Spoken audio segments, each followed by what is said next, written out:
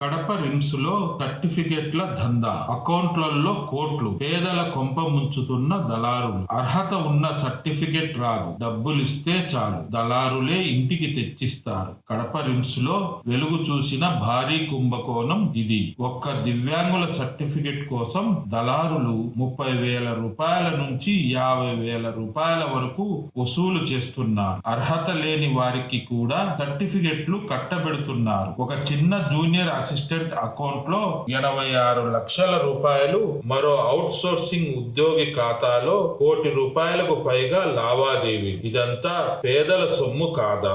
Collector ఆదేశాలతో రంగంలోకి దిగిన అధికారులు 7 ఉద్యోగులకు నోటీసులు ఇచ్చి 3 సస్పెండ్ చేశారు. ప్రస్తుతం ఏసీబీ విచారణతో రిమ్స్ గజగజలాడుతోంది. చిన్న చిన్న ఉద్యోగులను పట్టుకుంటే సరిపోదు, దీని వెనుక ఉన్న పెద్ద తిమింగలాలను బయటకు తీయాలని బాధితులు డిమాండ్ చేస్తున్నారు. మీకు కూడా ఇలాంటి అనుభవం ఎదురైందా?